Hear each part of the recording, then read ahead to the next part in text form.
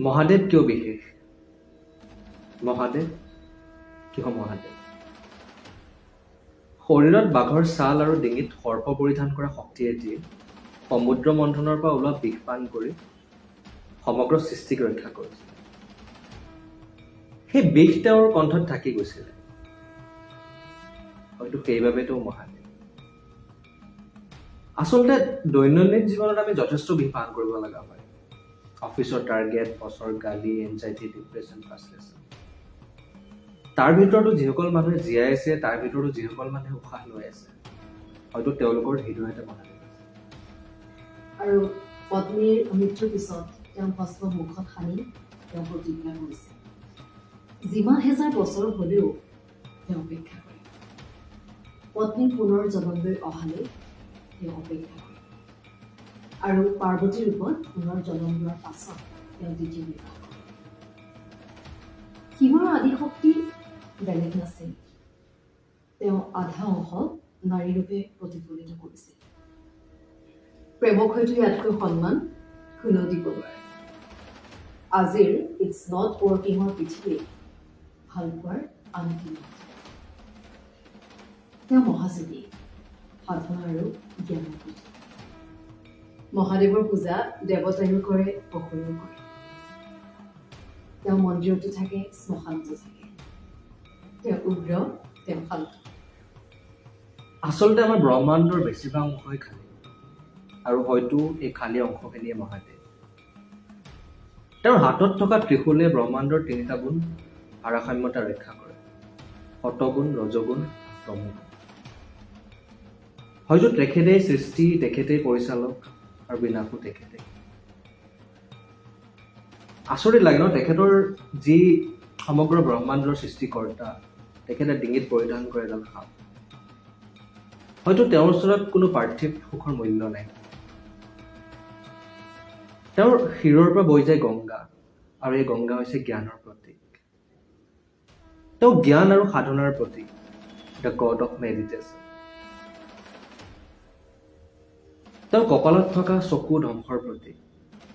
হয়তো কিমান সাহস লাগে ধ্বংসক এনেদৰে বান্ধি ৰাখিবৰ কাৰণে। হয়তো শিৱ ধৈৰ্য, হয়তো শিৱ সাহস। জানা পাৰ্থ, মা পাৰ্বতীয়ে মহাদেৱক সুধিছিল, আপুনি সমস্ত ব্ৰহ্মাণ্ডৰ অধিকাৰী হোৱাৰ পাছতো কিয় শ্মশানত সাধনা কৰে?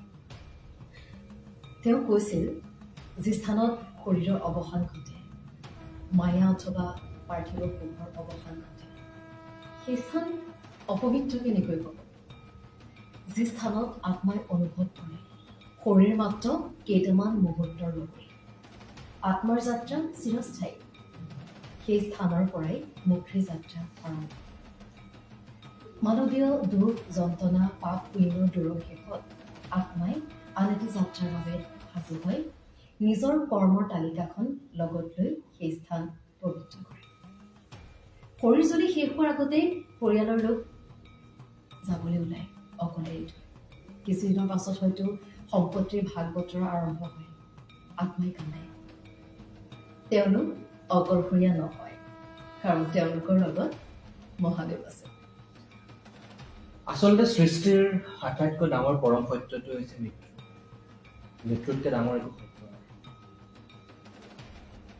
যেতিয়া লগত কোনো নাথাকে, যেতিয়া লগত কাষৰ মানুহজনো নাথাকে, যেতিয়া লগত আশা নাথাকে, যেতিয়া লগত নাথাকে সকলো, হয়তো তেতিয়াও মহাদেৱ লগত থাকে।